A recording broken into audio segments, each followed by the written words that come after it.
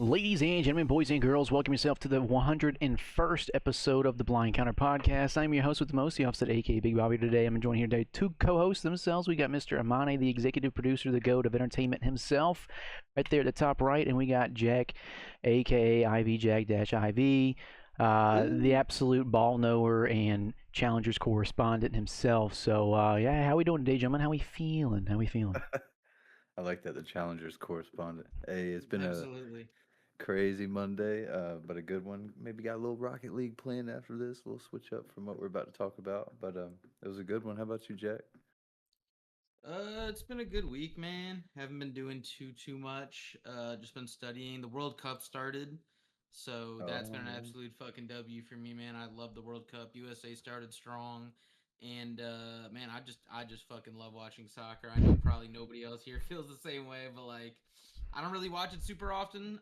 Just because like whenever there's not a ton of high stakes matches, kind of like the CDL, Mm-hmm. it's less interesting. But dude, the World Cup, dude, seeing all these people come to our country, come to the USA, and just like not to get too off topic, but like they got people like touring like the USA, and they're like, oh my god, like the food is insane.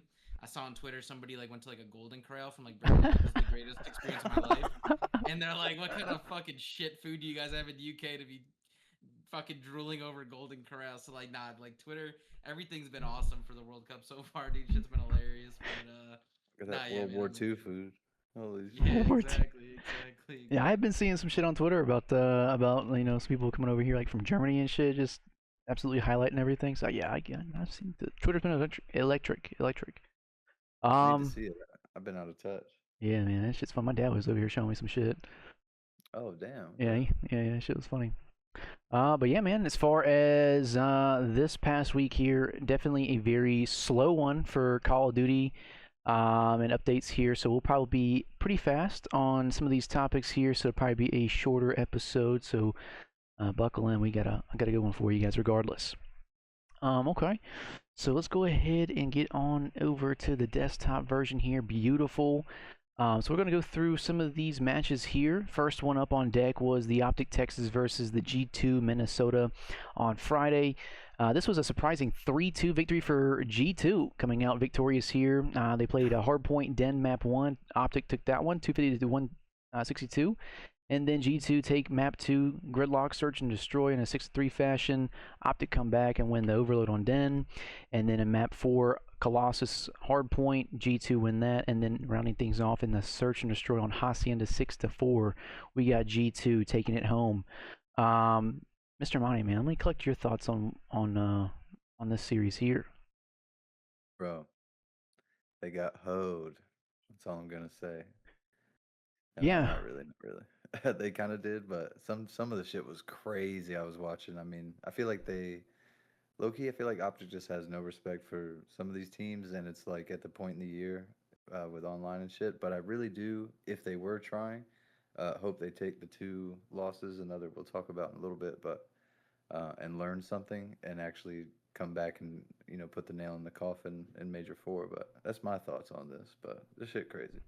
Yeah, man. I mean, just to kind of go through this. I mean, we got Dashy and Mercules both dropping point negative KDs here. Hook and Shotzi both positive, and everyone on the side of G2 is all positive as well.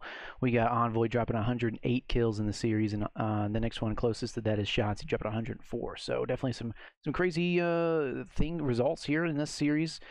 Jack, what are your thoughts on this? Oh fuck, I got a bunch of thoughts. I got a bunch of thoughts.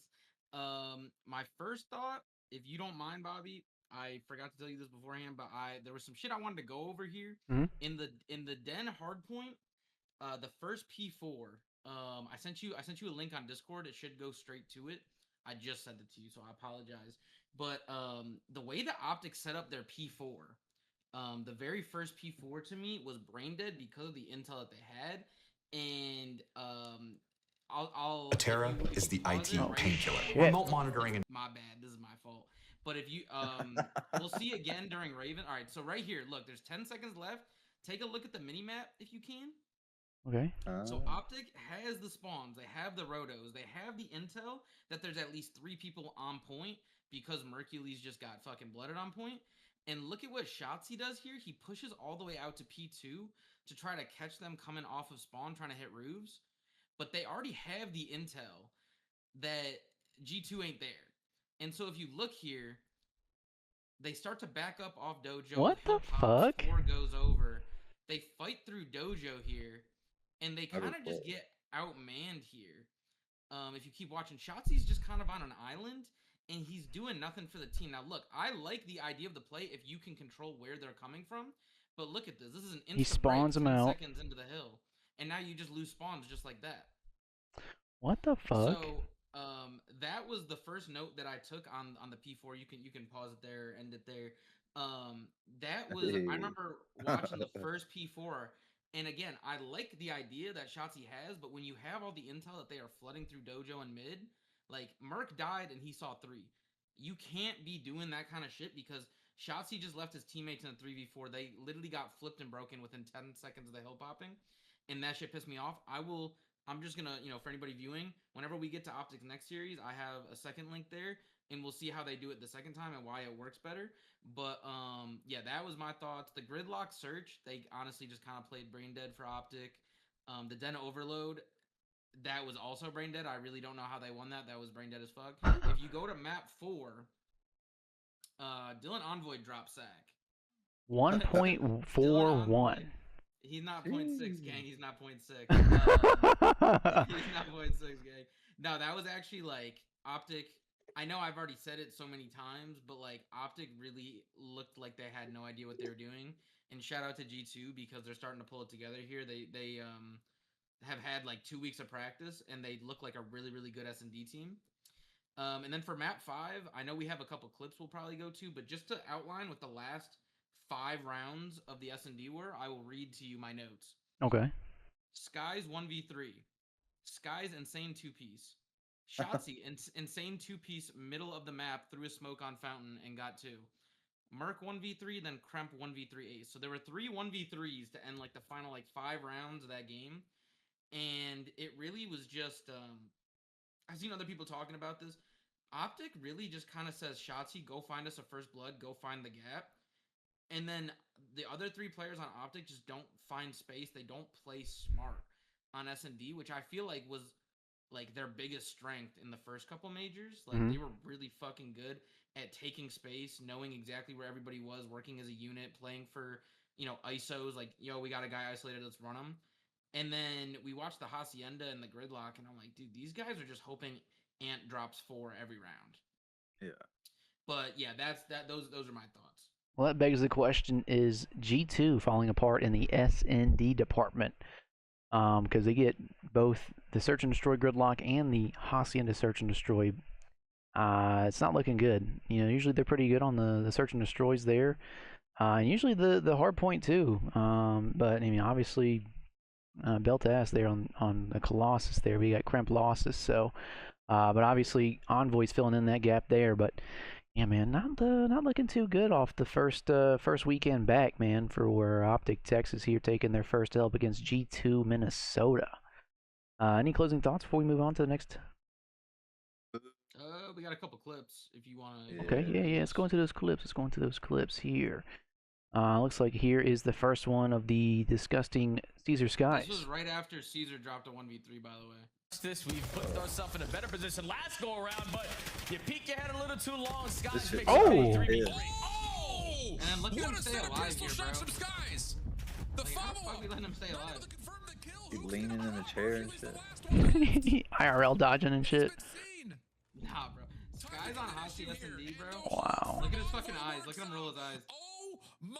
We've put ourselves in a better position last Dude, go around, this pistol kill right here is insane, dude. Skies makes you Boop, boop, I know, boop. bro. Dude, that was on Shotzi too, bro. Holy shit, dude. Nah, Skies was Skies this so whole dope, weekend on bro. Hashi S&D was disgusting. That was insane. And then we another- got the second one. This is to win the game there for G2. Okay. Let's see what we got Do here. a stall out time for Nasty.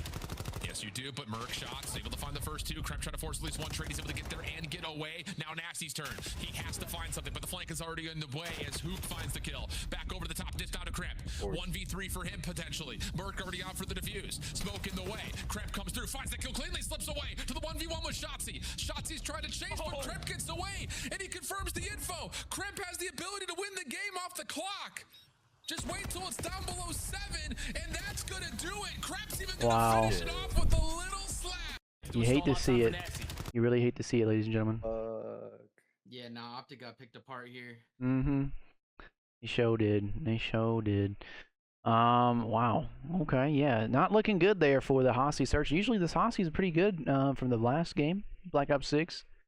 They were putting belt to ass, but I don't know if that can translate here into Black Ops 7. So I don't know, man. Maybe they're just testing some shit out. I really don't know. Wish I could make an excuse for them, but we don't know.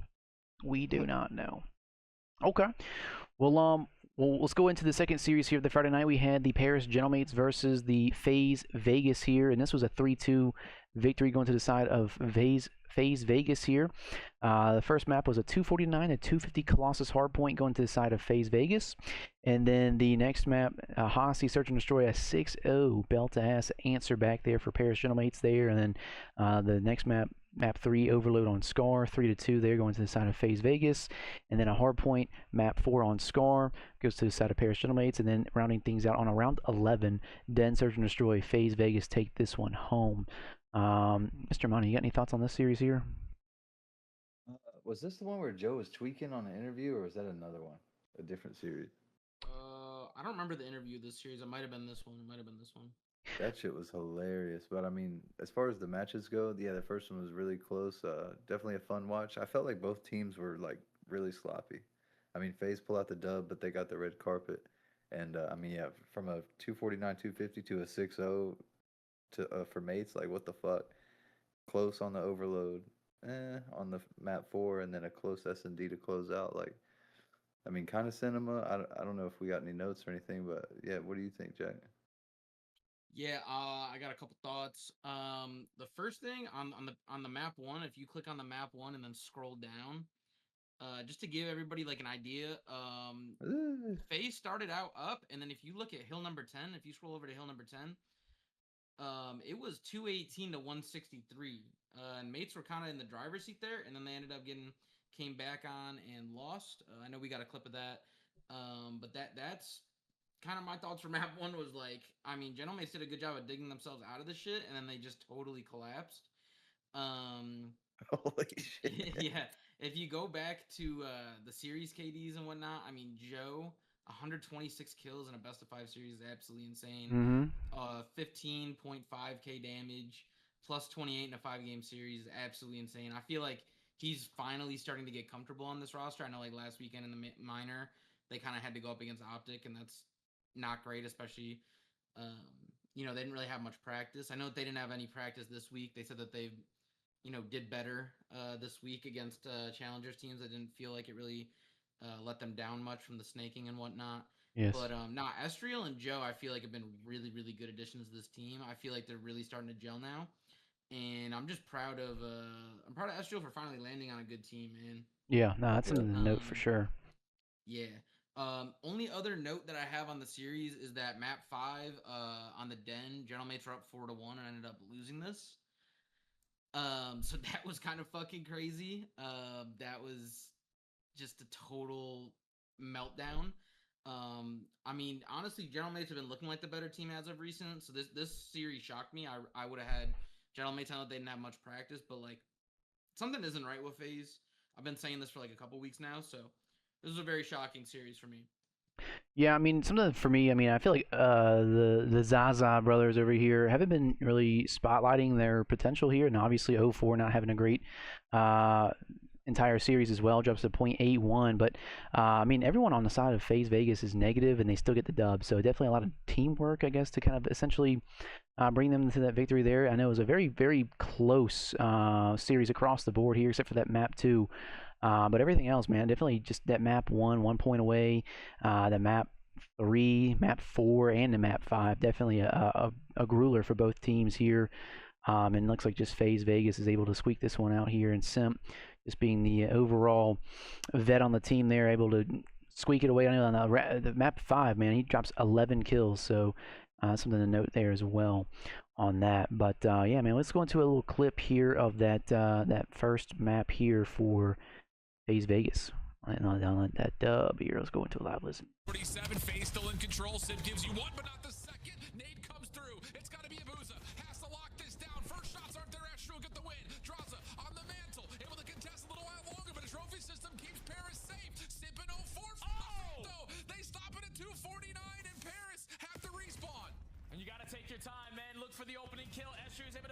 statue. You have the advantage. You gotta go.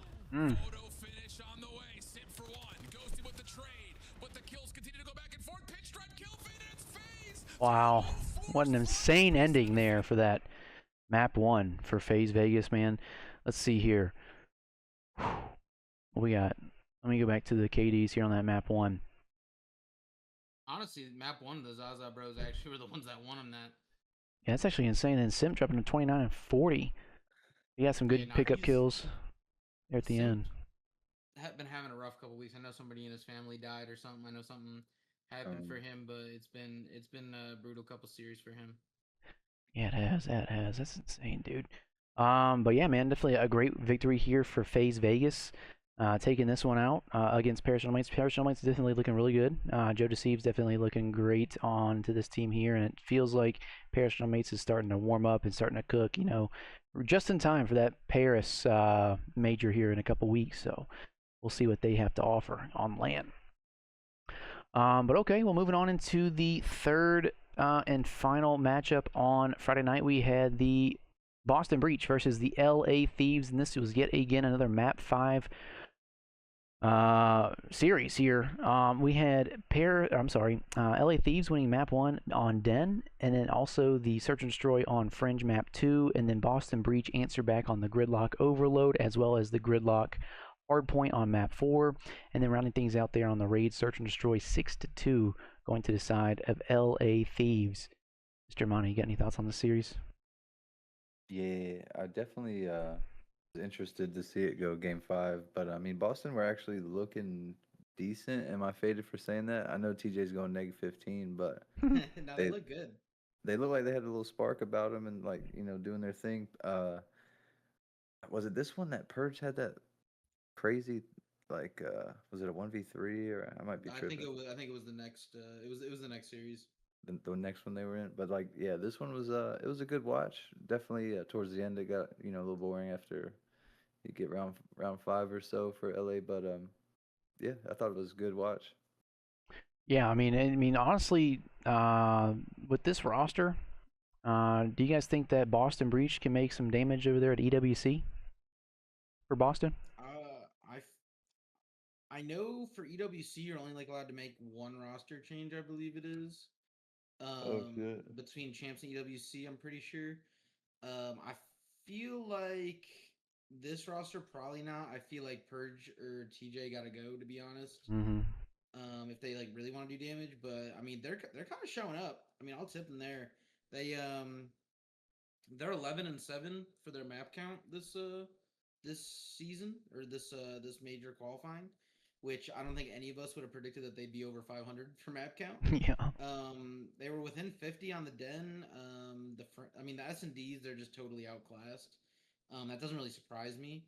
But they almost reverse swept them, so I feel like you got to tip that. Yeah. Against the best team yeah. in the fucking game at the moment. Yeah, no, absolutely. And I feel like, Scrap had a really quiet series. He had good damage, but, just a quiet series from him and Neum. It was really the SMGs that kind of did it. And Afro has been playing some good COD. Like, look at his damage, bro. He's plus 16. I know Spart had a great series, but, like, Afro has been actually really good for I feel like Afro has been the difference as to why this team's getting better. Okay. Yeah, I don't know what the hell TJ's doing. I mean, he's got 8K damage and 67 kills within 5 maps, so Oh, he's a burger. yeah, I don't know what the hell happened between him and Bush and to the time now, because he was doing really well on Bush. I remember he was popping off, just going absolutely crazy there in challengers, and then he gets into the pro league again, and it's just the same TJ over and over again. So, definitely would like to see him, come in and make some noise, but obviously he's been very, very underperforming here recently, especially on this team here as well. But yeah, man, okay. Well, did you guys have any closing thoughts on this series here? Pretty convincing win here for LA Thieves in my opinion, but Boston Breach looking good. As far as like the split here for Major 4, 3-1. So. Yeah, no, I got nothing else. All right. Yeah, I'm good. Cool. I mean, 3-1, shit. You hate to see it. Okay, well, getting into the Saturday night matches here, the first one up on deck was the Toronto versus Boston Breach, and this, ladies and gentlemen, was a 3-1 victory going to the side of Boston Breach here. They played a Map 1 Gridlock Hardpoint going to the side of Boston Breach, a Map 2 Raid Search and Destroy going to around 11, also going to the Boston Breach here. The Overload on Den goes to the side of Toronto Koi, and then ending things out on the Hardpoint Den Map 4, 250 to 219. Boston Breach win 3-1. Mr. Monty, you got any thoughts on this series here? Yeah, I feel like Kleenex is in hell just watching this, but I mean, this was surprising to me. I don't know about y'all. I mean, this was, I mean, expect Koi to do it. I feel like they have done it against them for most 90% of the year, if not 100. But yeah, no, this was interesting. Very interesting. Yeah, man. I mean, Toronto's not looking good after they lost Joe. I feel like that was the hard carry for them, and then now we got Abe, not really to fill in those shoes pretty well. Kleenex also trying to do too much on the map as well, and then we got Insight. Surprisingly positive this series here, which I know he was the sandbagger on this team. And we also got Kips, the only one that's really like a slaying machine here on this team. But I don't know. Jack, you got any thoughts on this? Yeah, I mean, I got a couple. I don't want to repeat everything that I said last week, but like, it's really tough for a guy like Abe to come in and into Joe Deceive's shoes. Mm-hmm. I mean, Joe this year has been arguably like a top 3 player in the league, and if we're being honest, I know that it's maybe not fair to say like, but there's 48 spots in the league, and he wasn't in the league, so at one point he really wasn't considered a top 48 player. Right. I know that it's not exactly that way. I think there's a couple of challengers players we definitely put over league players, but just as like a general rule, like he was kind of outcasted as outside of the top 48. And so to have that guy come in for like a top 3 player, it's just fucking brutal. Mm. Again, I don't even think Abe's like a bad player, but I do think he's changed how he's played. I've been watching Bush in challengers, and he just plays so confident, and he just runs shit down, and he's literally like a Shotzi, or I mean that's high honors, but he's very like crack Amy. He's very like crack movement. He's very run it down. He's very set the pace. Yeah. And then on Koi, bro, he's like Insight. Like that, like he seems scared. He seems like the hesitation that wasn't there for Bush, like it's there now. And I think that sucks because I think that's like what really made him succeed for Bush. That's more so just talking about the roster move. I think this team is probably mentally checked. Like if I'm Insight, Kleenex, and Kips, like I know Insight, people are begging to drop him. I know there's like a lot of noise there, and that I think that's still very true. Mm-hmm. But like if I'm Kleenex and Kips, bro, let me just take it from Kips' perspective, bro. I'm a rookie, right? I get brought on to Toronto Koi, right? This team that is like held in very high regard in the CDL. I'm making a pros level salary, so I'm finally starting to make money for myself. I get back-to-back top 3 placings, right? So now I'm making tournament money. Mm-hmm. And I'm looking, bro, I'm licking my lips. I'm like, yo, Major 4, we can win this shit. Champs, we can win this shit. EWC, bro, like I could literally bring home another, 1 to 200K this year in like tournament winnings. Yeah. If we have like a top 2 placing, a top number 1 placing, I'm licking my lips at like what can happen, and then all of a sudden your management kind of goes over your team's head, doesn't make the obvious change for Insight. They get rid of your best player, and now like let's be honest, like are you a top 10 team in the league? I don't think you are. So now, sure you're gonna be at champs, but you're not gonna make shit. Sure you'll be at EWC, you're not gonna make shit. Yeah, you'll be at Major 4, but like you're probably getting double first rounded. Like they've just like if I'm Kips, bro, like they just fucked with my money.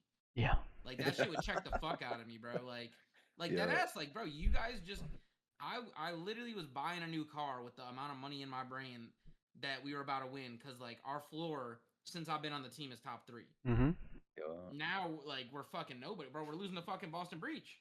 So again, I know that wasn't necessarily all about the series, but that was more so about the team. But yeah, I mean, if you look at the records and how these teams have been, the trajectory of these teams, it's not that surprising that Breach won. Even though I think the Koi roster is still better than Breach. It's just like it's a new team. They still got a gel. I'd be mentally checked out if I'm Kleenex and Kips. Insight probably too.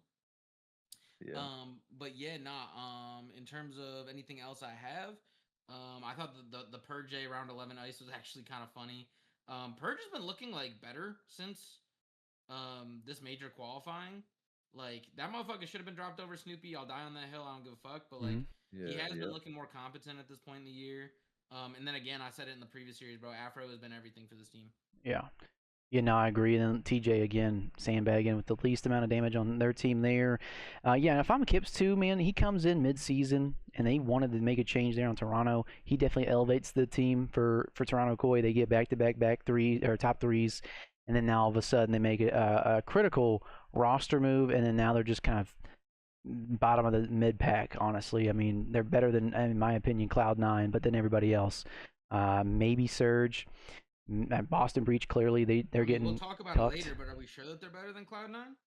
I don't know. I don't know. We'll talk about it. We will talk about it. But yeah, man, you hate to see it, man. You really do. So yeah, man. If I'm Kips, I am pissed off, dude. And it's just like it's a team game for sure. But I mean, you just got a bunch of inconsistent people on your team, which is not something that you want to lean on for sure. Well, okay. Any closing thoughts on this series here? Just that Outside round of 11 Kleenex, clip. they're yeah. Outside of Kleenex, they're a challengers team, in my opinion. Yeah. But yeah, we got a Clippy. We do. We do. All right, let's go to get some clips here. Let's see what we got. All right, Purge for the win here on the 5-5 round or map 2. Let's go in for a Hell listen. yeah. You are Koi. Nobody has yet. That's one. Beautifully timed by Purge. Spart next up. Good luck with that. Insight's gonna get the streak as Moseying well. down driveway. What the fuck? Purge gets him off it. Trying to get away. Last player on him. Wiggles away. Broke fucking ankle, boy. You are Koi. Hell yeah. Nobody has yet. I know Yeah. Teach smiling because he's finally getting some wins in the Bro League. Damn, man, you hate to see it, dude. That's insane, bro. Let's see here. Who he drives? What does he drive? He just won 1-1. Okay, all right. 8-0. Okay. What's up? What's up? Okay. Insight gets 13 kills for the L. Is insane, dude. Holy shit. What the hell? Yeah. What the hell? Okay. Well, Boston Breach definitely looking solid here coming into this weekend. I know the LA Thieves match was pretty neck and neck there. They didn't win, but then up against Koi, man, not looking too good for Koi. All right, well, getting into the next series here, we had Optic versus Carolina Royal Ravens, and this was yet again another L for Optic in a 3-2 fashion. We got a Den Hardpoint map 1 going to the side of Optic. Then we got a Raid Search and Destroy going to around 11 going to the side of Carolina Royal Ravens. The Den Overload also goes to the side of Royal Ravens here. Then map 4 Hardpoint Sake goes to the side of Optic Texas here. And then going to a Search and Destroy round 11 map 5. Carolina Royal Ravens squeak this one out yet again. Mr. AMANE, man, what is going on with Optic's Search and Destroys? I mean, they win or they lose both round 11s here on the Raid and the Den. You got any thoughts on this series?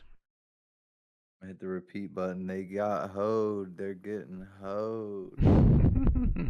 Round 11? Are you fucking kidding me? That's 2 chances to just get the dub, get them out. But, I mean, I hope they learn something from it as a biased Optic fan. But, yeah, I mean, Merc was, he kind of worried me in the other series, but he looked more normal in this one. I mean, it is Carolina, and they did win over Optic. So, I mean, it's kind of crazy. But, yeah, Lurks was shooting. He looked like a motherfucking demon. I can't lie. Yeah, and it's really annoying too because Optic coming in here and taking back-to-back L's is something to really speak volumes on. Maybe it was a bad weekend for them. Who knows? But just looking at the KDs here across the board, we got Lurks dropping a 1.29 while the rest of his team are dropping 0.8s or lower here. So definitely a hard carry out of Lurks. But Jack, you got any thoughts on this series here? Yeah, I do. It was a brutal weekend for Optic. Lurks was everything for them. I feel like it's a discussion to have. I think we would all probably say that Neum is locked up Rookie of the Year. Mm-hmm.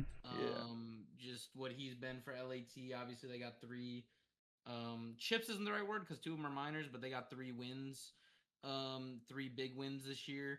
I do feel like Kips could have come in there with like a champs win or something. But if I'm being honest, the most talented rookie is gotta be Lurks. I agree. He is fucking disgusting. I know he's just unlucky. Like it's unlucky for him. He's on a shit team. because I think he is the most impressive rookie of the year. But I mean, you gotta also elevate your team, and unfortunately, he kind of only elevates himself. It's kind of brutal. But yeah, Bob. Just to kind of go back to the Den clip, if you could go to that second Discord link that I sent you, Okay. just to kind of show you what Optic was trying to do in that first series against G2, versus what Probably gonna be actually loud. happens. Okay. All good. W ad. But yeah, nah, this is the exact same situation as last time. Optic has the spawns, and look at this. There's 4 seconds left right here On hill. Okay. on P3, about to pop P4, but this time they choose to fight Dojo, and they get last, and now you can see, now they start to play that P2, but they have the intel. Look, guy spawns up right on number 3 Yep. because of where they're playing. Okay. So you let Mercules get that kill, this guy dies, now these 3 try to go through mid. And this is like a way better go because now they're kind of chokeholded. You know that they're not Dojo. So now number 3, Mercules, can actually like run back and forth and actually like help play the hill here. Like, look, now he's shooting backs. See how he's not totally out of the play? It's all about the intel here, and this shit was just such a difference between this series and like the last series. Like the last series, they had no idea. I mean, they kind of knew that they were flooding through Dojo and got insta broke, and then on this go they basically got like a free 50 seconds on this hill, all because they played it just a little bit differently this time. And that's like a good tweak, and it shows that you can push out that P2 side, but you just got to be really, you got to make sure that you have all the intel, because you don't want that player playing on an island up P2 while your team's just 3v4. Yeah, and then they don't But yeah, spawn out. that's all I gotta say there on that P1 or on that map 1. Actually, wait, click on the map 1 and scroll down really quick for me, bro. Look at this shit. Look at the separation after the P3. Like, bro, after that P3, the map was not even fucking close. Like, Optic literally Damn, was like full 60. Carolina didn't get a single A point in 1, 2, 3 hills. And they finally start, inching their way back kind of closer, but Optic just definitely pulls away, man. Jeez. Yeah, so that's the map 1 for me. The map 2 raid, I mean, there were just a couple plays where I'm just banging my head. There was one where Merc was in, I think it was the round 11. Merc gets top window, he gets the perfect position. You just play off of his contact. They don't know where he is, and then everybody on Optic just fucking dies. And like they don't like let the guy who's in the good spot like make the play. Like, you kind of want to bait Merc there. Like, let Merc get one, get traded. But it was a head scratcher. Also for the map 2, and the rest of Carolina's series this weekend, I was watching Zuma's pod, bro, and he's like, let's watch Fire this map. Like, let's see what Fire's doing. Bro, Fire doesn't move. Fire is a fucking statue, bro. Yeah, like, it's He's mailbox. concerning. It is extremely concerning. And it showed in that map 2. It even showed in the map 3, I believe. I believe he was fucking doing nothing. Oh no, he actually had a good map. But no, yeah, Fire had a rough one.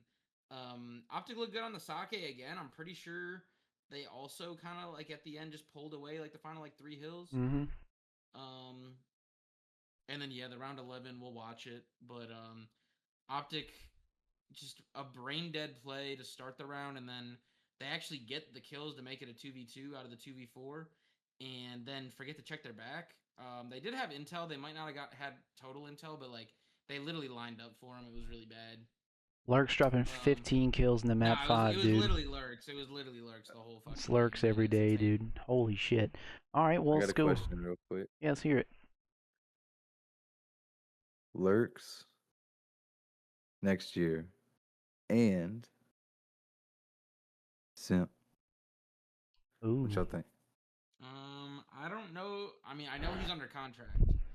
And I don't think, if and when possible, over 04, do you think that's smart, or would y'all do that? I would do it, comma. Joe Deceives went for 125K. I think Lurks goes for more. Not because he's worth more, but because it seems right now, from what I've heard from people in the scene talking, Carolina is trying to secure generational wealth from Lurks. It seems like they don't want to get rid of him, and they just kind of want to drag his career down. It seems. Yeah, I wonder why, So, dude. Holy shit, 15 kills. Yeah. So I don't know We if need Carolina's gonna build a roster around him and actually like try to help this kid, or if they're just gonna soak him out for one more year and then have him go for free. Yeah. But it seems like FaZe would have to pony up a ton of money for Lurks, and I don't know if Lurks is a big enough leap over 04 to be worth like 150 grand. I can see Lurks going to like a Toronto Koi. I wouldn't pay for him. Yeah, I mean, dude. They wouldn't even pay for Neptune. They wouldn't even pay to fucking get nasty instead of Insight for like 20 grand. Yeah, I don't know what the hell's going That on with would have this been so league, much dude. better. I really don't understand what's going on with this league. Yeah, they gotta get some Lurks on some fucking help, dude. Holy shit. I mean, definitely squeaks out this win here, but against Optic Texas. Let's go into that round 11, map 5 here. Pass to your face. All right, so right now it's a 2v4 situation. We got Shotzi, Mercules both dead here. Hooks planting the bomb. Dashy trying to watch over for him. Hook and Dashy trying to hold the A bomb site in a 2v4. Was it a martyrdom? Did the Messiah give himself Now this is bomb plant and now the attack through lobby? Now Dashy watches him go top. yeah. It's another for Dashy Luke. It's knows a that he's 2v2. top right now. So right now it's a Where do you think he's 2v2. gonna go? It's 2v2. 1 TKs. Lurks, unfortunately, gets taken out. So Standy takes out Lurks. We got Hook killing 40, or fire 40 there. So it's up to Exceed and Standy. The quick rotation there from Standy. And then Standy comes in and gets them both, man. But like the thing that makes me mad is like Dashy watched him go up top, and then they get like they get close to each other, and they basically are standing side by side taking this fight against I think it was Fire. Like Let's see here, Hook. Look, Dashy can see the P4 door whenever he swings out right here. Yeah. And he knows he's not through the P4 door. Like, he's too close to be through the P4 door. He gets up a little bit. See, look, he knows he's not there. He has to be blue stairs. And, like, I'm not saying you go chase him. I'm just saying, like, be aware that he's top blue. He could jump down behind us. And now Hook and Dashy are standing on top of each other. I kind of would have preferred Hook, who was in, like, Little Room. I would have preferred him to just get lost and, like, reset here. Yeah. Like, once we get... it's a 2v2 now. You know exactly where Exceed is, bro. Just get fucking lost. Yeah. Like, you're standing on top of each other, bro, and you know that there's one on your flank. Like, I would have preferred Hook in, like, a 1v2. I mean, Dashy wasn't even that fucking weak, dude. I don't know why he needed some backup here. Yeah. So, I mean, they guaranteed the one, but then they're still waiting for the other. And it's just... And they had the intel of where he is. That's the thing that pisses me off. It's like, if Hook gets lost there, even if Dashy dies, doesn't kill... Fire, whatever, like at least you're then in like a 1v1, you got time, you got bomb planted, you can reset there, and instead they just line up for him. Like they're standing on top of each other. Damn, man. Definitely a shitty situation to go out on. Both search and destroys, round 11s, both going down as an L. I mean, it's something that they need to work on for sure. Some search and destroy reps. I went 4 on search this weekend. Yeah, man. I hate to see it, man. I hate to see it. But definitely a great series here at Lurks. Yeah, I got 2 things on Lurks, bro. 1, Lurks on FaZe, and 2, and he kind of looks like N55. What the hell? Did y'all notice that in that other clip? That looked like Matthias with the fucking lights off and shit. Nah, I did not notice that. Did not notice that. That shit was crazy. Matthias, dude. Fucking Matthias, man. Well, yeah, man, just a great series. Had a Carolina Royal Ravens, and definitely a shitty series here for Optic Texas here. But all right, well, going on into the next series here, we had Miami Heretics versus FaZe Vegas, and I don't know what is going on here, but somehow, some way, Miami Heretics win this 3-1 here up against FaZe Vegas. They played a map 1 hardpoint on Sake going to the side of Miami, and then a map 2 search and destroy raid also going to the side of Miami. FaZe come out dominant on the Overload Gridlock 7-1, and then in the hardpoint Gridlock map 4 250 to 205, we got Miami Heretics taking this 3-1. Mr. AMANE, what are your thoughts on this series here? I actually I caught the first map, and then I was away for a little bit. I didn't know it was like this towards the end, but yeah, something must have been clicking. Rancor finally feeling himself. I mean, I feel like it was last weekend. Maybe it looked like he didn't give a fuck. Like, just I don't know what was going on. But yeah, y'all might have to fill me in on this one a little bit. I mean, dude, I mean, just looking at the stats, I mean, we got everyone on Miami going crazy except for Metals dropping a .84. Then everyone on the side of FaZe Vegas is negative except for Abuza. So definitely a quiet series. Had a simp this series here. We got Draza also having a quiet one. 04 also having a quiet one. But I mean, Miami 4-0 against FaZe on the year so far. Jack, man, I mean, what are your thoughts, man? I mean, look, I'm an Optic fan. I'll keep it a buck. Everybody probably knows that about us. I get that. But it doesn't mean that I'm necessarily like a FaZe hater, but I've been hating this FaZe team Yeah. since Major 2. And I've pretty much been picking them to lose every series. But the only team that I've been hate watching more is fucking Miami, bro. Mm-hmm. I literally was like, Miami's gonna lose to FaZe. Like FaZe got this shit in the bag. And then I remembered that fucking Miami was 3-0 before this on the year, and I was like, it doesn't matter, bro. Real has been dog shit. And then you look at the series, and bro, I mean, they came out swinging. Again, the Simp's been awfully quiet this split. This whole entire split, he just hasn't been great. FaZe has been just they've been very competitive in hard points, but they haven't been. They just make these weird mental errors, like once or twice a map that like cost them like literally like 40 to 50 seconds. And I don't know if you guys remember from the minor whenever they were up like 150 on Thieves, like they just kept making back to back like brainless decisions, and they let a team like Thieves just kind of trounce on them. And it feels like that is kind of what happened here. The Search and Destroy, I also haven't been really impressed with FaZe. They just again haven't been all there.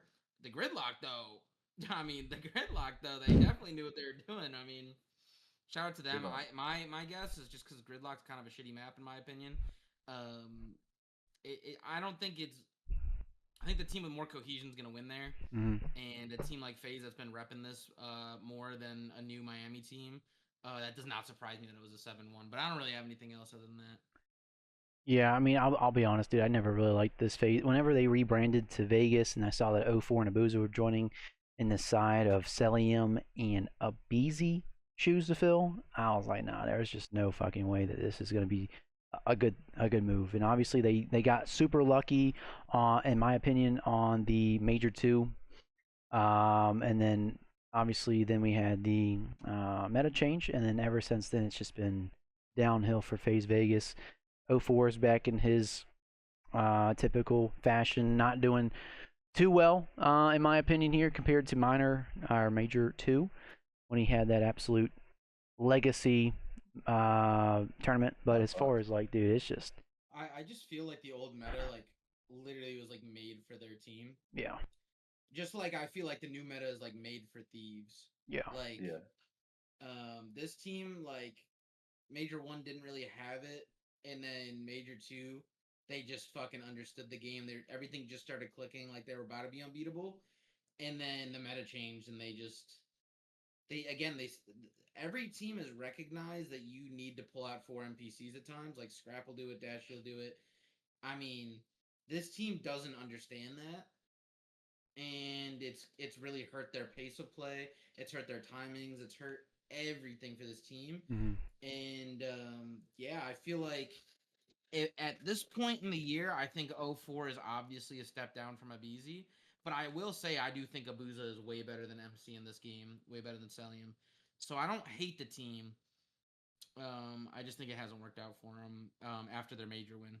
Do you think the old roster would be performing way better like they I had gotta been? say, I don't think they would, because I think MC would be selling them. Yeah. Like they'd be 3v4ing like a ton of gunfights, and I don't think Draza has been anything special this year. Mhm.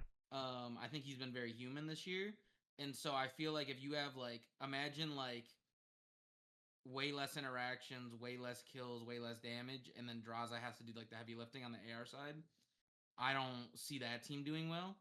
I also think Simp and Abizi wouldn't have been like absolutely disgusting on the Dravik meta.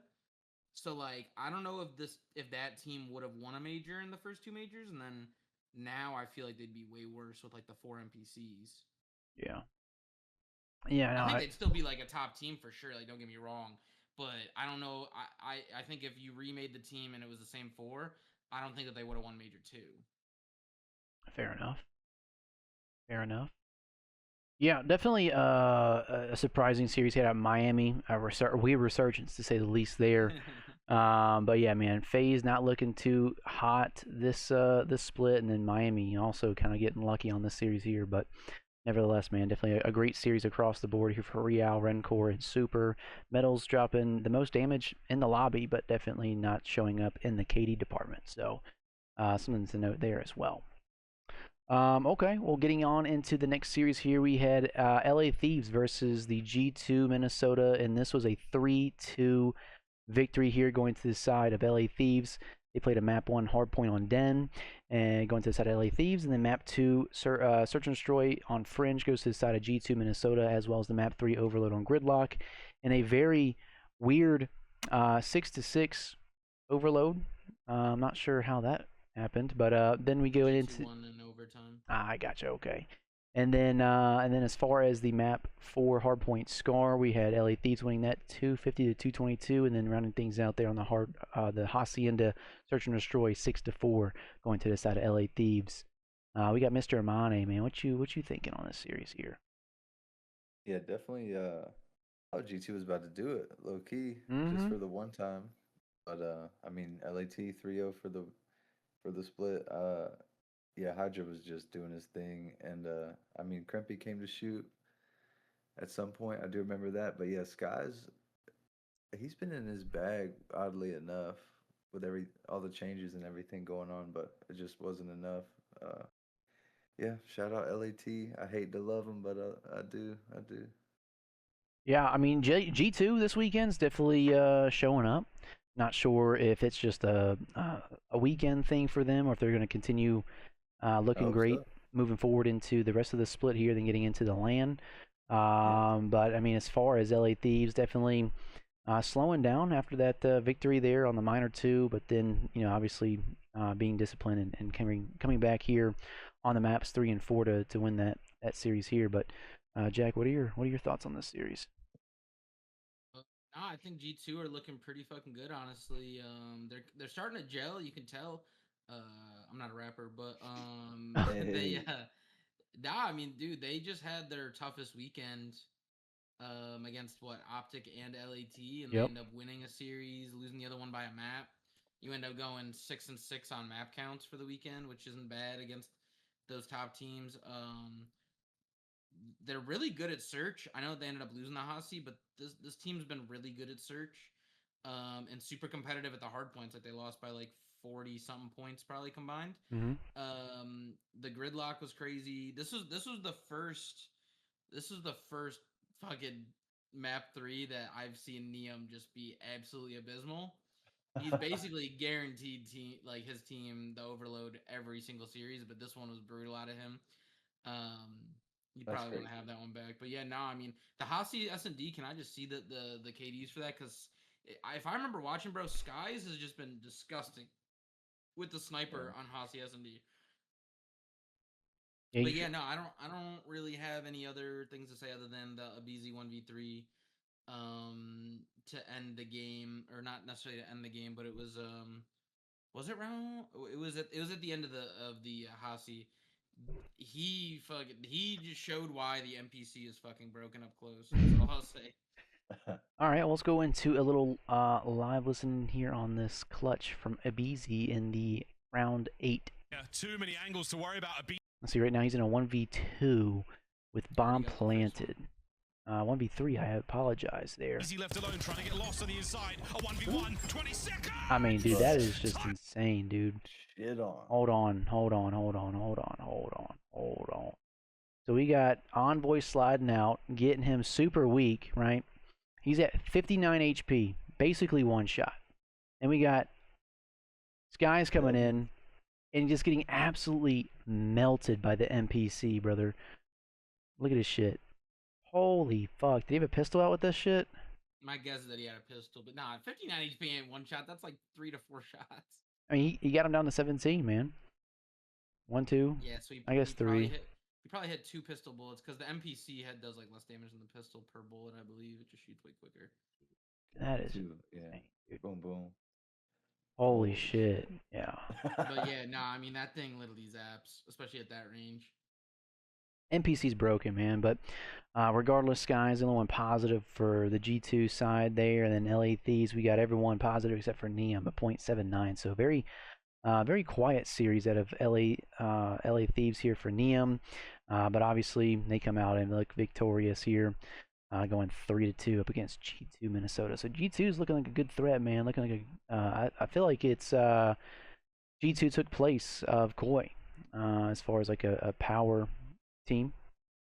Thoughts on that, maybe? I can see that. Say that again. Say that again. Sorry. Koi and G2 switched places after the roster changes. So like Koi was looking really good. G2 was like, I heavily disagree, only because I don't think they switched places. I think G2 took their spot, and then Koi just nosedived to the bottom. yeah. Okay. Yeah, dude. Definitely agree with that then. Okay. Well, definitely a great series here at LA Thieves here, 3-0 for the split. And then we'll go on into the Sunday matches here. We had Koi versus the Cloud9. And this went to a map 5 as well. We had Koi come out hot on the Hardpoint Den map 1, winning that 250 to 223. Then on the Search and Destroy Den map 2, a round 11 victory going to the side of Cloud9 New York. We got a map 3 overload on Den, so triple Den. And that went to a 2-3 victory here for Cloud9, so 2-1 on the series here. Then on the map 4 gridlock, a 250 to 158 going to the side of Toronto Koi. And then to round things out on a Search and Destroy gridlock, round 11. Cloud9 choke it, Toronto win it, 3-2. Mr. AMANE, what are your thoughts on this series here? Boy, about their bag, obviously, because this is dog shit. I mean, I feel like at the end of it, if I remember correctly, like, yeah, they won, but Kleenex looked disgusted on the webcam. Like, he just, like, holy fuck, like, why was it like that? He's just And realizing that like his year is over, bro. He's like, oh fuck, bro. yeah, yeah. And I mean, we've seen him, like, in forget what event, but, like, this dude's a happy dude. It looked like this guy was in hell along with Neum after that overload.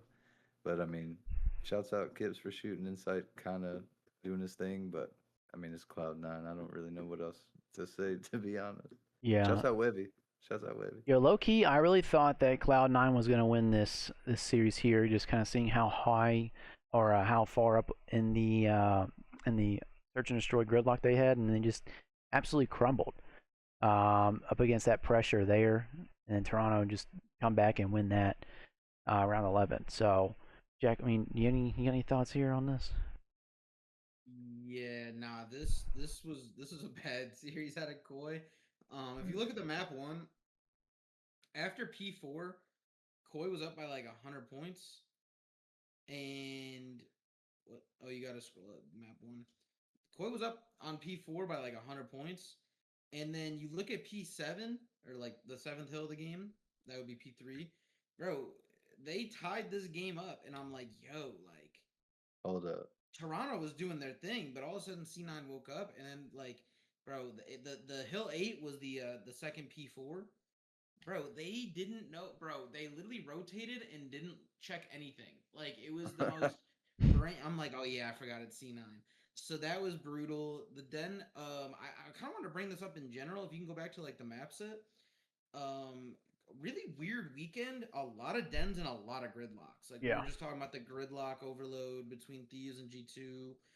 There was a gridlock S&D between Optic and G2. There was Den. We already looked at 2 Optic Den hardpoint clips today. We looked at the Optic S&D Den clip. Just a lot of the same maps being reused this weekend. A couple Hassies. I feel like Scar really isn't being played much. Colossus is like sparingly being played. Just in the macro, just looking at that for the upcoming major. I don't know if teams are testing the map pool, if they're just kind of saying fuck some of these maps. We'll see. Because I actually think that the map pool is the best spot it's been in. I do again hate gridlock overload, but like the rest of the maps are serviceable. But going back to the series though, yeah, I mean Koi won, but it was because they trolled the fuck like Cloud9 trolled the fuck out of the round 11. They got bombed down, and I think it was Hyde was just standing out in the open, just getting blooded, and then literally from there on, they just didn't like Koi gave them the round win by like committing to like the retake. They let him get the bomb down and set up, and Cloud9 still shit themselves. Yeah. So that was brutal, and kind of goes back to what we were talking about before. Like, I don't know if this Koi team is better than Cloud9. Like, look, a 1-score overload, a 1-round S&D, another 1-round S&D, a 20-point hardpoint. Like, these teams are way more similar than we think. Yeah, that's a good point too, man. I mean, Cloud9 definitely fighting with the addition of Wevy. Definitely, someone to look out for sure. And then yeah, Toronto, man. I don't know what the hell's going on here. We got Insight, and the only one really with the KD damage here with the 1.26 and 12.3k damage. So Insight's been their best player ever since Joe left. yeah, dude, yeah, it's something to say, dude. That is insane to think about. Noticing. But yeah, man, definitely a very scary series out of Toronto Koi, but they actually surprisingly win this, and I thought Cloud9 was actually going to get their first win in quite some time. So, okay. Let's watch that clip of the round 11, bro. Yeah, let's go to that round. Oh yeah. Oh my god. To throw. Okay. Let's see here. So it's four. Everyone's up here. Get some good pass.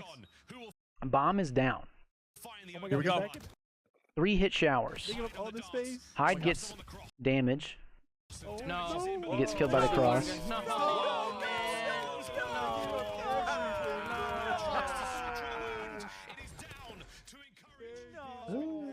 Dude, that was insane. Hold on, let's go Keep back. watching. Keep watching. All right. Hold on, bro. I gotta. Look at Hyde. Look at number 3 on Toronto, and then look at Hyde. Okay. 5 and then 3. Look, he's just standing where you could easily be seen through showers. Yeah, and he Number got 3's like, info. Watch. 3 showers. Oh my God. and then, number yeah. 3 just sees him and is like, yo, let me just fucking shoot him. Like you're just standing out in the open.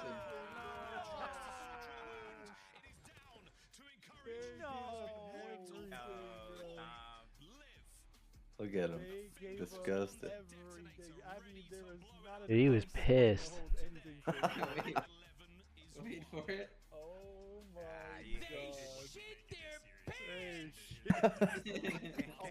God. Head in hand. They really did though. Oh my God. Like, look, bro, you get bombed down. You should have had somebody up showers that could have played the contact better. You need 2 people backing up. You should have had 1 person watching mid. You should have had 1 person in like your like little cubby room, just kind of waiting. Are you fucking serious? Hey, the stream's still going. Stream still going? Yep. Just don't touch anything. Just leave it in the background. Click the yes button to keep streaming and recording. There we go. All right, so that's going to round things out there for Koi and Cloud9 New York. Then getting into the next series here, we had Vancouver Surge versus the Paris Gentlemates, and this was a 3-0 victory going to the side of Paris Gentlemates here. They played a Hardpoint Sake map 1, a Search and Destroy Hacienda map 2, and then the Exposure Overload map 3, 7-0. Making a statement here for Paris Gentlemates up against Vancouver Surge. Mr. AMANE, what are your thoughts on this series here? I wanted to see Splurge win for the one time just to really put Mates in shambles, but I mean, this was just a confidence boost for Mates a little bit. What was this one where Ghosty was doing some shit in the background? Yeah. Yeah. The exposure, What was it? yeah. Yeah, what was He was that? just celebrating with like 30 seconds left in the game. He just put his controller down and was grittying. That's fucking hilarious. I love that. Yeah, I mean, this is when. Yeah, I mean, I'm sorry. I mean, shouts out. Oh, you're good. Shouts out, Mates. That's funny. yeah, Mate's looking really good here. I mean, obviously, Surge is just not a team. I mean, I know they had some looks here recently, but I mean, this series just kind of proves the point, man. Everyone looking good here on the side of Paris Gentlemates here. I'm pretty sure this was the series as well where Nero tweeted out that clip, that picture of his screen at like 223 ping. So, dude, I don't know what the hell's going on over there. Obviously, Vancouver Surge is in the depths of hell in Canada. They're not even in. They're not even in Texas, so that might be something to think about there too. But I mean, Paris just putting belt to ass. We got Estriel 1.48 for the series, and Joe Deceives at 1.34. Definitely some great Call of Duty out of the boys over there in purple. You guys got any thoughts here on this series? We'll go, Mr. Mane. Yeah. Go ahead, Jack. Go ahead. Go ahead, Jay. I mean, I don't really have much to say other than shout out Joe Deceives on that map too. Mm-hmm. Breaking the kill record for the year. 18 and 4. 4.5. Yeah. Look at the damage that he had compared to his teammates, bro. Holy shit. Yeah. 1,800 damage. Yeah, 1,000 more damage than the next team or next teammate. Yeah. Buddy so, Bag I mean, hit that day. He saw shout his out bank him. account before the game, bro. And then map 3, I think it was Craze that just had an absolute brutal one. They all kind of did, but like Mamba was fighting. But yeah, nah, that's all I have to say for the series. There's really nothing else. Yeah, man. Gentlemate's looking really good. I mean, obviously Vancouver Surge not the greatest team to compare as far as like strength, but I mean G2, man. Or I'm sorry, Paris M8. Keep going. Paris Gentlemate's looking freaking final form here. Okay. Well, nothing really too surprising there on this series. Definitely a huge L for Surge. All right, and then the last series here we had Riyadh Falcons versus the Carolina Roll Ravens, and this was a Map 5 grueler here. 3-2 going to the side of Riyadh Falcons. We got Map 1 Hardpoint Sake going to the side of Falcons here, and then on the Map 2 Search and Destroy Hacienda, we got Carolina taking this one home, as well as the Map 3 Overload on Gridlock. And then on the Map 4 Hardpoint Colossus, Riyadh Falcons tie things up there, and then ending things out on the Search and Destroy Den, 6-3 going to the side of Riyadh Falcons. Mr. Monty, you got any thoughts on this series here? Kind of similar to the last one, where I wanted to see Carolina just pop out a dub for the one time, but Yeah. I mean 6-3 towards the end, close it out. Celium actually moving around the fucking map this time, which was good to see. I mean, I guess Carolina, okay, but maybe they're trying some shit out, moving. It's a little movement, quite literally. But yeah, I feel like Lurks again being the only one really shooting, and Falcons have been looking a lot better. So I'm interested to see what they do going into the major.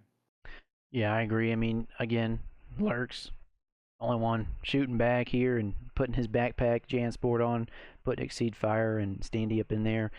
And then Celium definitely having a weird resurgence as well. Jack, man, what are your thoughts? Yeah, I mean, you guys kind of covered most of it. Celium actually looked like Black Ops 6 Celium in the series. Had the most kills on his team, which I swear to God I haven't seen in months. But if you look at the map 1, and you see Standy went 13 and 27, and then you scroll up to the map 4, and you see that Standy went 16 and 29. He talked about it in his interview after Optic. He was like, yeah, like Lurks is disgusting, but like I've been really trying to figure out my hard points. Bro, the next day, bro, that shit wasn't working, bro. Like that shit Holy was dog shit, bro. Yeah, like that was absolutely fucking brutal out of him. Other than that, man, I kind of expected the series to go this way. I do feel like Carolina puts up good fights against certain teams like in that like mid pack, and I feel like Riyadh's the better team, so it doesn't surprise me that Riyadh won. It doesn't surprise me that it went 5. That's kind of all I got here.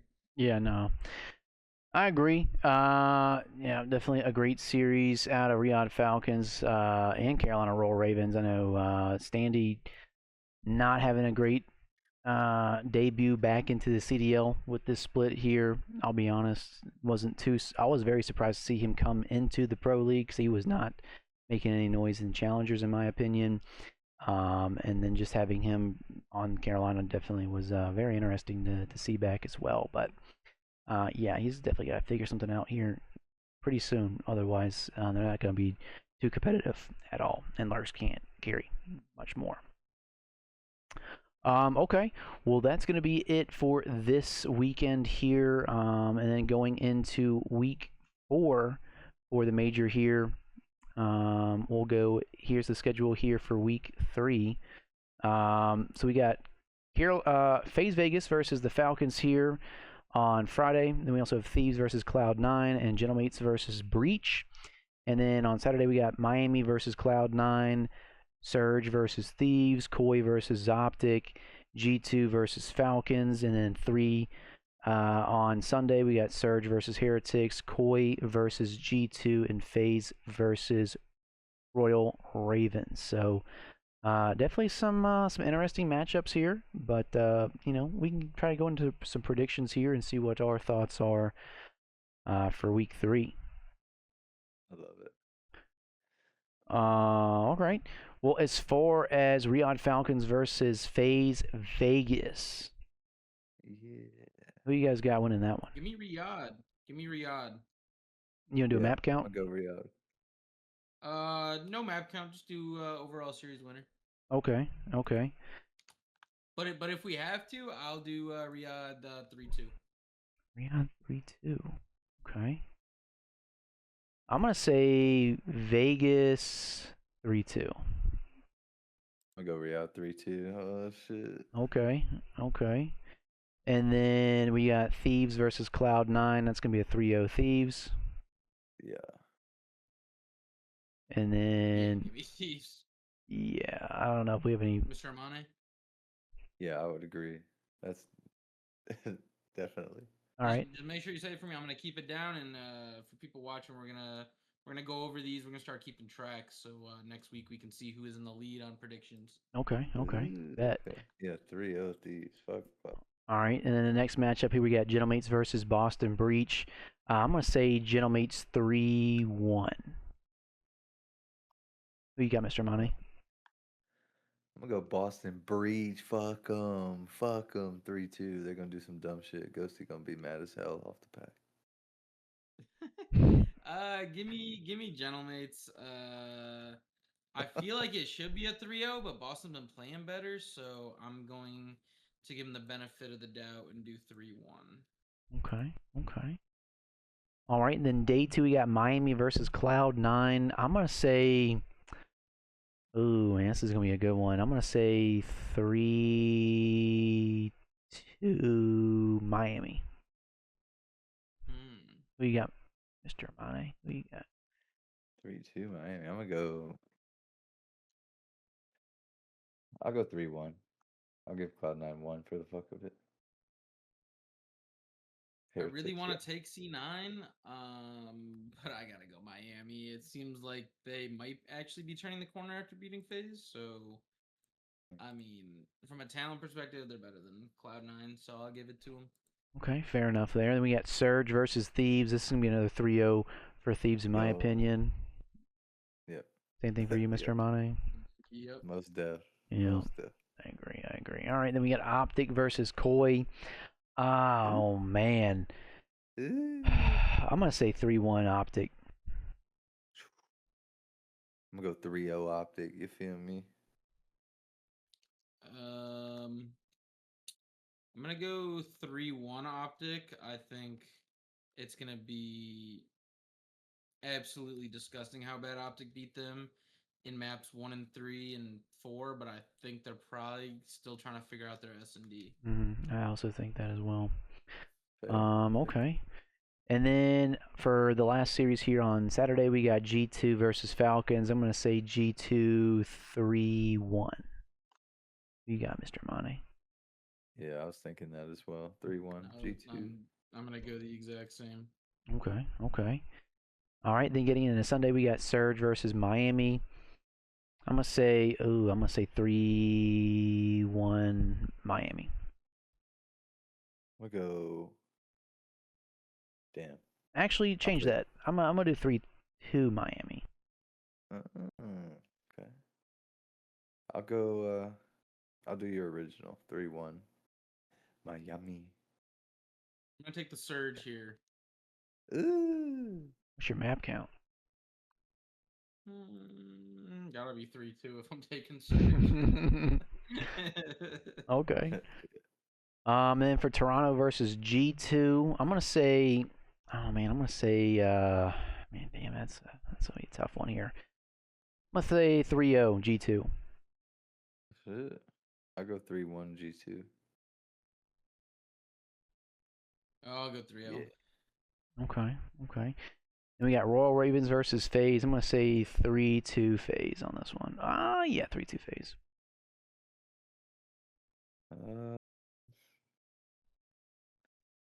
I want Ravens to win. Give me that 3-2 Ravens. Fuck them. I'm taking 3-2 Ravens.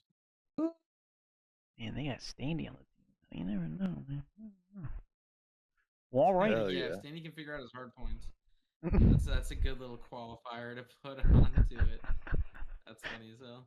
Well, all right. Well, that's going to start out on the June 19th at 3 p.m. Eastern time there. So go ahead and mark your calendars, ladies and gentlemen, for that absolute week 3 schedule here. Okay. Well, then switching gears here into the challenger side of the house here, we've got elite playoffs that went down, or is it commencing at least here for this week going into next. And I'll probably toss it on over to our number one correspondent for challengers, Mr. Jack. You got anything we need to really keep our eye on for this elite playoffs here? Yeah, so we'll get into it later, but right now we don't really know what teams are going to be able to go to Paris. Everything's kind of a catastrophe right now. I think probably I'll talk about that. I'll talk about that in a second, but just getting into the elite right now. We already had the bracket going, so if you want to scroll down to how playoffs are going, so you can see how that's kind of all shaken out. There we go. So yeah, man. I mean, Cabal's been looking really good.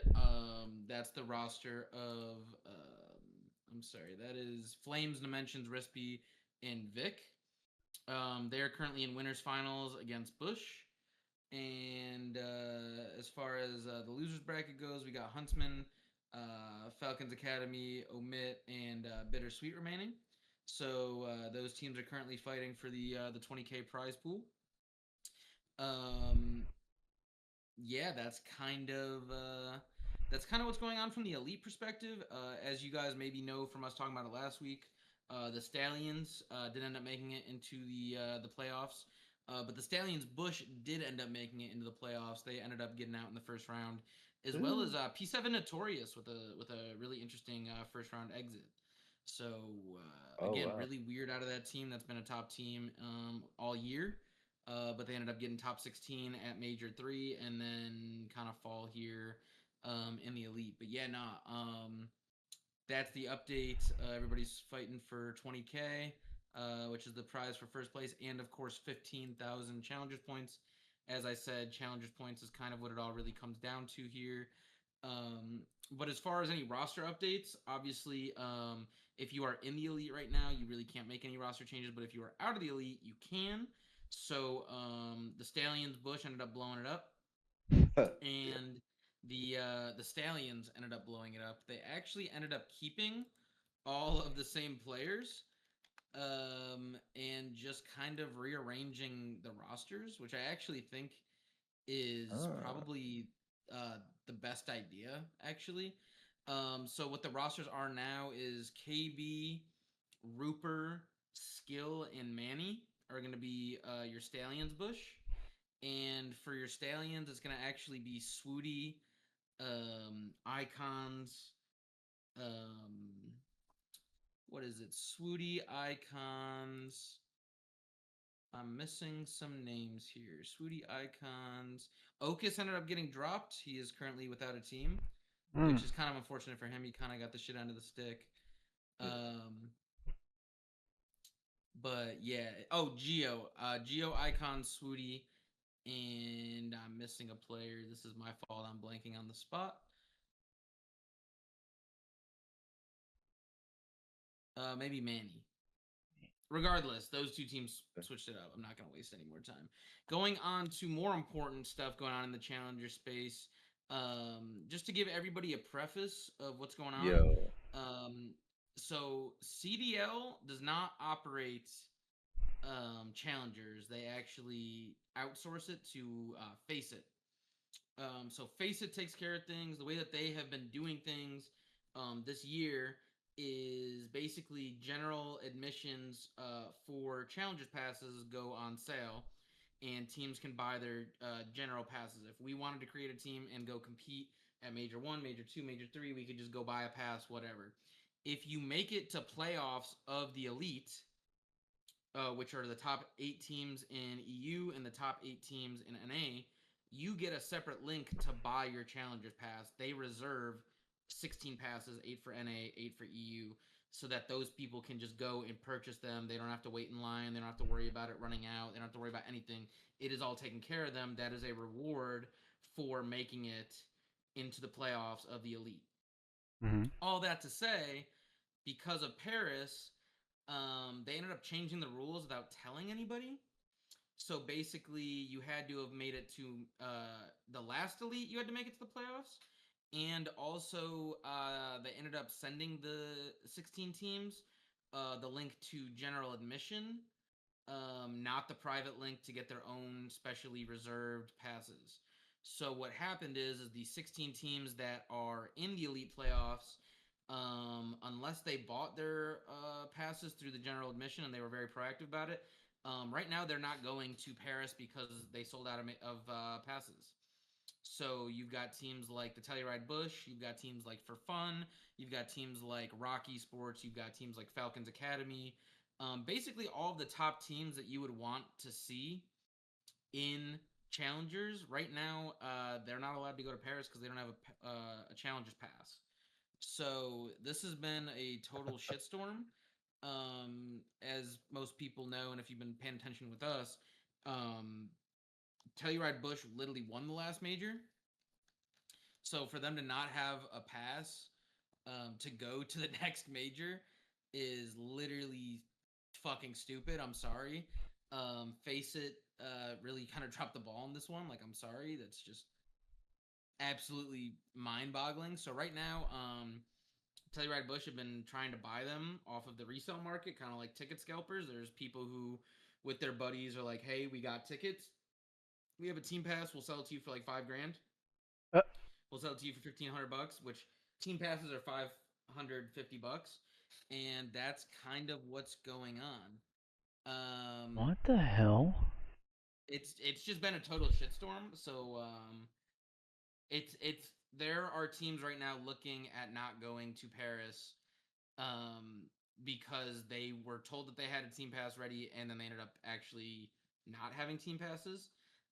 It's something we've never seen before, and it's totally fucking stupid. And on top of that, Major 4 is the biggest tournament of the year, not only because of the amount of people, but also because of the amount of pro points that are on the line, where, again, your top 4 seeds and challengers make it to champs in terms of pro points, and if you end up not having a team pass and can't go to Major 4, you could then miss out on a fuck ton of pro points that would have been yours. I mean, because, like, if you made it to the Elite and you're a top 8 team in the Elite, you should be at least getting top 16 in challengers at the Open. So it's been a shitstorm. On top of that shitstorm,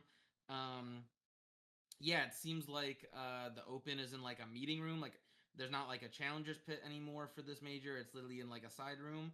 So nobody can watch challengers unless you're watching on stream. So for the people that enjoy watching Bush, for the people that enjoy watching the Stallions, for the people that enjoy watching Huntsman, for the people that enjoy just watching challengers, it doesn't really seem like that's going to be possible for this event, which is a damn shame because this seems like it's going to be one of like the most watched events in person ever. Yeah. So it would have been really nice to have like the people who are competing in challengers actually have like the residual effects of that crowd. What the hell? Yeah, and especially this year too, with challengers being so exciting and popping off too. Like, I mean, dude, at some points, challengers is more exciting to watch than the CDL. So Absolutely, for but this, like it won't be that way if Bush isn't competing. It won't be that way if Falcons Academy isn't there. It won't be that way if Rocky Sports, like the biggest team in the Saudi like league, isn't there. Like, apparently Rock got that Saudi money and they paid a fuck ton for one, I believe. I'm sure they did.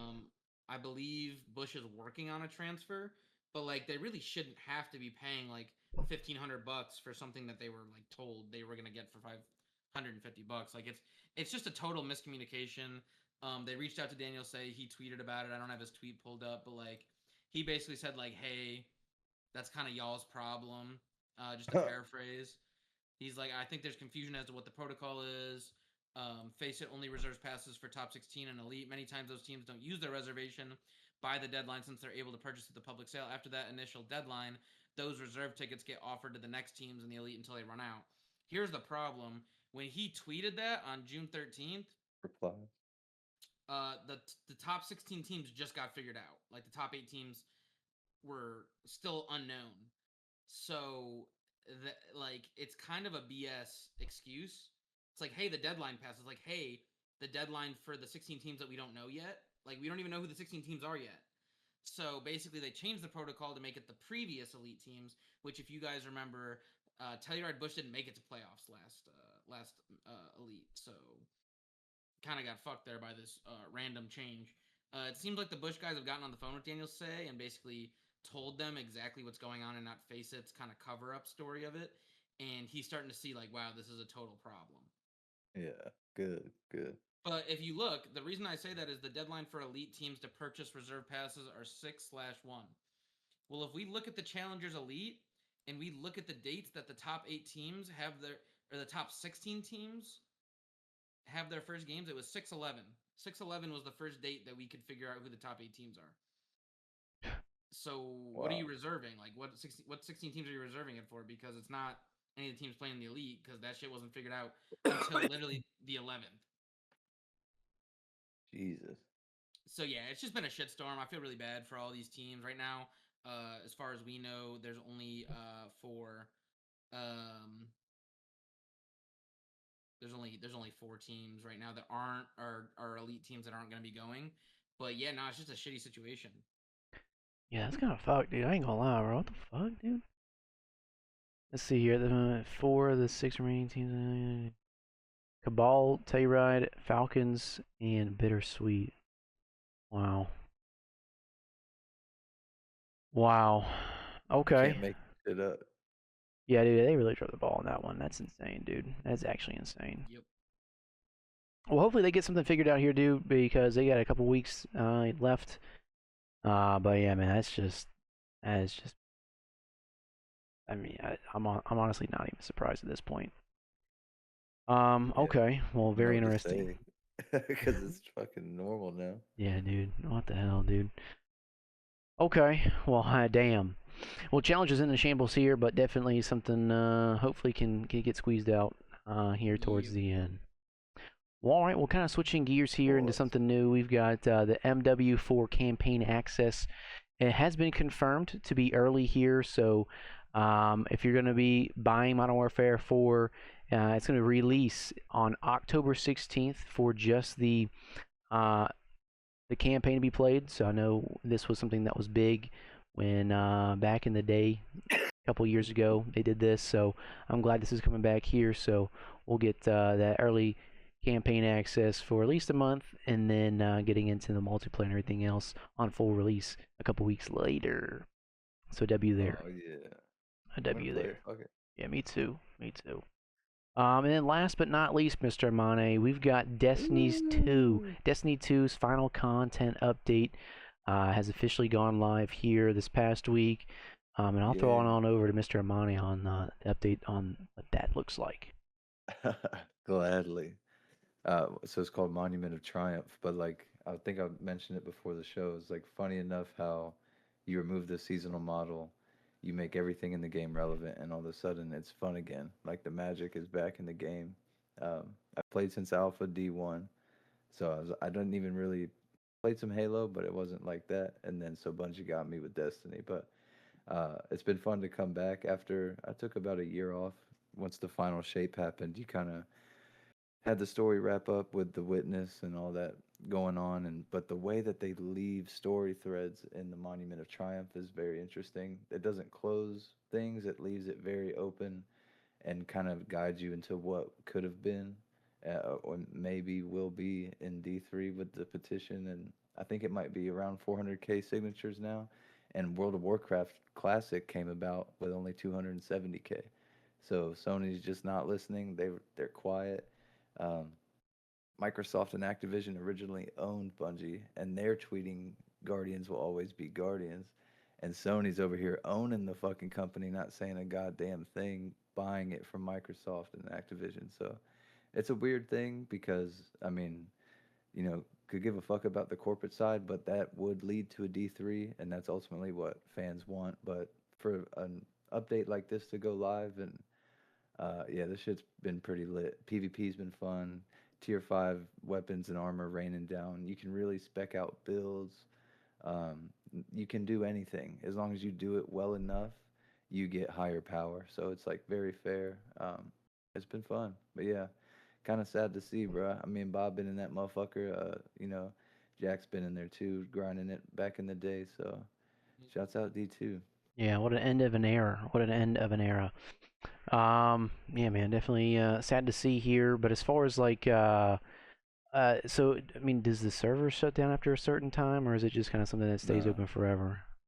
It's like After D1 this. right now. They've supported it since 2017 when D2 came out. So over 10 years, kept the servers live. But I think there was 2 million concurrents across all platforms for D2. Marathon is sitting at like roughly 10 to 20K on Steam, 40 to 50K across all platforms, and they're choosing to go with that game. So it's fucking crazy. Dude, They don't like money, bro. It makes no sense. what the fuck? Just do it. But I mean, people are literally, and not to promote this because it's just a game, but like, you got your Marathon people now, you got your Destiny people. But yeah, they're just like, they'd rather just not play anything Bungie and shun them altogether after the update kind of dies down, and the population will dwindle again, and Sony will be like, see, no one cares about the game, like after so many days or months. But yeah, it'll be an interesting one to follow. Okay, We'll keep track of it though. Put it on the show, see where it goes. absolutely. Well, to get some games in, I know I still gotta hop on there and then definitely Hey, we need get that some Star things Wars going. campaign. I'm mission 2. I'm waiting. All I'm just right. playing that PvP. Hey. Okay. Well, all right. Well, that's all we had for this episode here, episode 101 under wraps here. Thank you guys all listening, watching, wherever you guys are. We had some minor difficulties here as far as technical difficulties go, but we're back at it like a motherfucking crack addict, ladies and gentlemen. So I really appreciate you guys all listening, watching, wherever you guys are, YouTube, Spotify, Apple Music, here live on Twitch. Really appreciate you guys. So leave a comment and leave a like as well. Mr. AMANE, dude, thank you very much for everything that you do on and off the screen. You're an absolute warrior when it comes to all that stuff there. And Jack, man, everything that you bring to the table as well with your updates as well as the content ideas and structure definitely I love helps it. as well, man. So thank you very, very much on that. Yes, sir, man. Appreciate you, Bubba. Absolutely, my guy. Yeah, co-host Absolutely. with the most. That's Big Bob. Absolutely. Well, all right, well, this is episode 101 under wraps here, and we'll see you guys on the next episode of the BCP. Peace. Peace.